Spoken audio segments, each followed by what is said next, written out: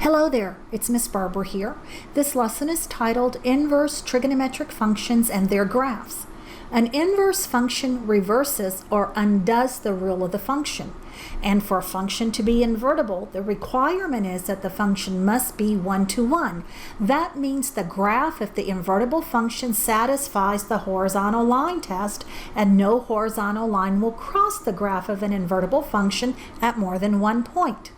In this lesson, we're going to learn the inverse functions for all of the 6 trig functions, and we're also going to be able to compute inverse trig function values.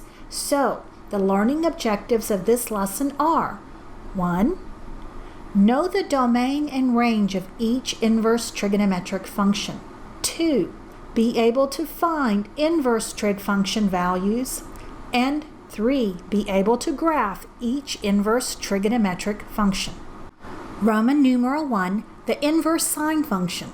Let's consider the graph of the sine function provided, keeping in mind that the goal of this lesson is to find the inverse sine function.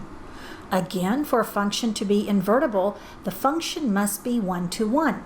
The sine graph is obviously not one-to-one. A horizontal line crosses the graph of the sine function at infinitely many points. What to do? What to do? The sine function is periodic with a period of 2 pi. Furthermore, a carefully selected horizontal interval of length 1 pi will contain every possible value of the sine function. We can restrict the domain so that the interval we select contains all function values once and only once, so that it is one-to-one. For this purpose, we restrict the domain of the sine function to negative pi over 2 to pi over 2. Then the function is one-to-one and invertible. The resulting range is still negative 1 to positive 1. To find the inverse of a function, we switch the domain and range. So, the inverse sine function is the function sine written to the superscript of negative 1. It is read inverse sine with domain negative 1-to-1 and range negative pi over 2 to pi over 2, defined by sine inverse of x equals y, if and only if sine y equals x. The inverse sine function is also called arcsine and is denoted arcsin. Y equals sine superscript negative 1, again read sine inverse of x, is a number in the interval between negative pi over 2 to pi over 2 inclusive, whose sign is x. The inverse sine function has the following cancellation properties. The sine of sine inverse of x equals x for x between negative 1 and 1 inclusive. Sine inverse of sine of x equals x for x between minus pi over 2 and pi over 2 inclusive.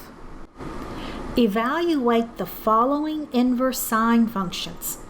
Here we're going to have to remember that the domain we work within has to be between negative pi over 2 and positive pi over 2. So let's go to part A, sine inverse of negative 1. The question that's being asked is sine of what value equals negative 1. And it happens at 2 places, but we must pick it in the interval between negative pi over 2 and pi over 2. So we get to solve it and find out that that value is negative pi over 2. Let's go to part B. Sine inverse of the square root of 2 over 2. Again, the question that's being asked, if we rewrite this, is sine of what is equal to the square root of 2 over 2. And in the interval between negative pi over 2 and positive pi over 2, the x value that gives us what we need is going to be pi over 4. Check it. What is the sine of pi over 4? Well, that turns out to be square root of 2 over 2, And so that checks with the inverse. And let's go to part C. This is a little bit tricky, and let me explain why. The problem, if we read it, is sine inverse of the sine of 5 pi over 6. 5 pi over 6 is not in the interval. Let's go ahead and write 5 pi over 6 is not in the accepted domain value for the inverse function. It's not between negative pi over 2 and positive pi over 2. But the trig functions are periodic, so let's see if we can find another value that gives the same output as 5 pi over 6. The sine of 5 pi over 6 is a positive number, and that will be 1/2. The other place where you can get a positive 1/2 is at pi over 6. And so the correct answer to the sine inverse of the sine, please write pen, of 5 pi over 6 is actually pi over 6. Roman numeral 2, the inverse cosine function. Let's consider the graph of the cosine function provided. We approach this by seeking a restricted domain so that the cosine is invertible, similarly to how we approached restricting the domain of the sine function. For the cosine function, we restrict the domain of the cosine function to 0, pi, inclusive. Then the function is 1 to 1 and invertible. The resulting range is still negative 1 to 1, inclusive. To find the inverse of a function, remember we switch the domain and range. Continuing on that vein, the inverse cosine function is the function inverse cosine, denoted cosine superscript negative 1, with domain negative 1 to 1 inclusive and range 0 to pi inclusive. Note that these are switched from the domain and range of the cosine function.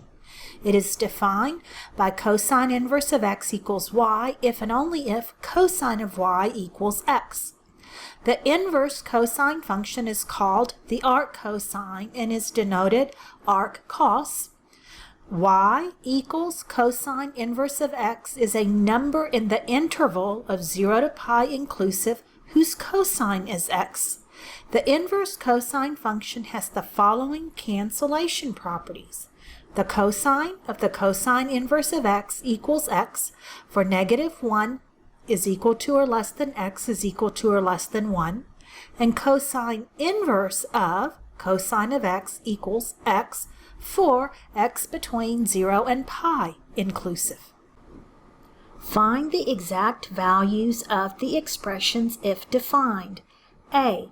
Cosine inverse of the negative of the square root of 3 over 2. So the question that we are asking is cosine of what value? So we need to pick the x and the invertibility domain, so it has to be between 0 and pi so that cosine of x is equal to negative square root of 3 over 2. If we were to look at the unit circle, we're looking at from 0 all the way to the t value of pi. Cosine will be negative in the second quadrant. So we need to pick the value between 0 and 2 pi. That gives us the negative of the square root of 3 over 2. And that turns out to be at 5 pi over 6. Here's your check. The cosine of 5 pi over 6 equals what? It equals the negative square root of 3 over 2. Okay, remember, inverses undo the function operation. Let's go to part B. The cosine of cosine inverse of 2/3. Now this is a little tricky because we don't have values like 2/3. We have the pi over 3, pi over 6, pi over 4. They're multiples, but we can still do this. And that's because I want to start with asking the question, is the value 2/3 in the acceptable domain for the inverse cosine function? And the answer is yes. positive 2/3 is somewhere between -1 and 1. So we can just undo that operation. So we get that the cosine of cosine inverse of 2/3 is just 2/3. Graph the arc cosine function. I'll begin this by graphing the cosine function. So y equals cosine x on its invertible interval, which was from 0 to pi. So if we make a rough sketch of the cosine function, let's mark pi. Between 0 and pi is pi over 2. 1 on the y-axis, -1 on the y-axis, and we will graph descending and continuing to descend. Okay. Just for clarity, I'm going to get a t-chart of the cosine function. So the first ordered pair I'll go ahead and mark is 0, 1. The next one is at the x-intercept, which is pi over 2, 0. And the third point that I will mark is pi, -1. Now I am going to switch the domain and range to get the ordered pair points for the inverse function. So for the inverse function, I'll make a t-chart and write x, cos inverse of x, and we're just going to switch the domain and range. So where the x was with 0, pi over 2, and pi, we'll put that with the cosine inverse function, 0, pi over 2, and pi. And where the range was for the cosine, we'll make it the domain for the arc cosine, 1, 0, -1. Now let's plot those points. I'll start with 1, 0. The next one is 0, pi over 2.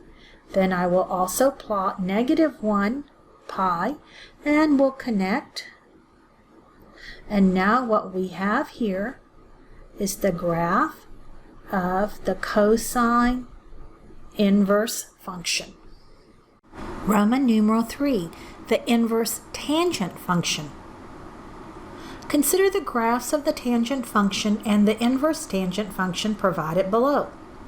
In order to be able to invert the tangent function, we again need to be able to restrict the domain. For this purpose, we restrict the domain of the tangent to -pi over 2, pi over 2, not included. There is no tangent function at those interval points, just within it. Remember, at -pi over 2, we have a vertical asymptote. We also have a vertical asymptote at +pi over 2. The range for the tangent function is the set of real numbers. We switch the domain and range of the invertible tangent to get the inverse tangent function.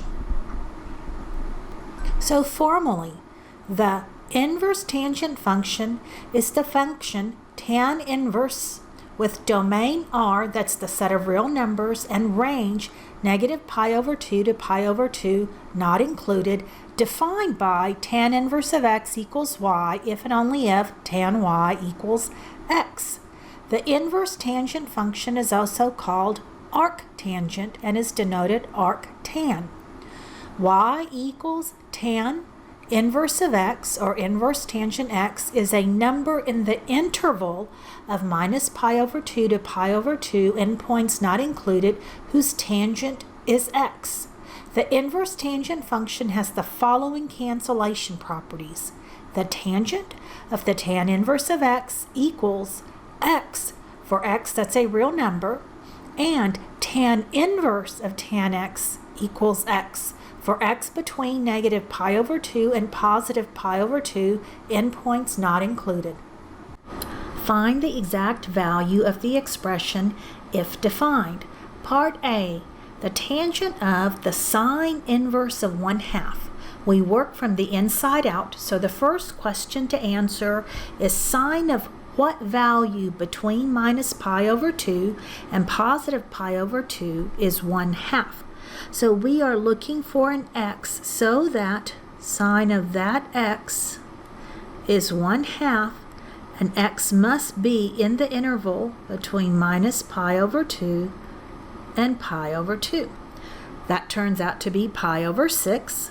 So we'll rewrite this as tangent of, and when we had sine inverse of 1/2, we replace it with pi over 6. Now, this is just a standard trig identity problem. That is, what is the tangent of pi over 6? And we have that memorized as the square root of 3 over 3. Let's do part B. The cosine of tan inverse of -1. So the question we ask here is the tangent of what value equals -1 for an x that's in somewhere between negative pi over 2 not included and positive pi over 2 endpoint not included. It turns out that we get a value of -1 at negative pi over 4. So we'll write this as the cosine of and replace the tan inverse of -1 with negative pi over 4. And now we compute. What is the cosine of negative pi over 4? And so if we look at this, negative pi over 4 ends up going into the fourth quadrant, and in that quadrant the cosine is positive, and so we know that this will be the square root of 2 over 2. Roman numeral 4, the inverse, secant, cosecant, and cotangent functions. To define the inverse functions of the secant, cosecant, and cotangent functions, restrict the domain of each function to a set on which it is 1 to 1 and on which it attains all of its values.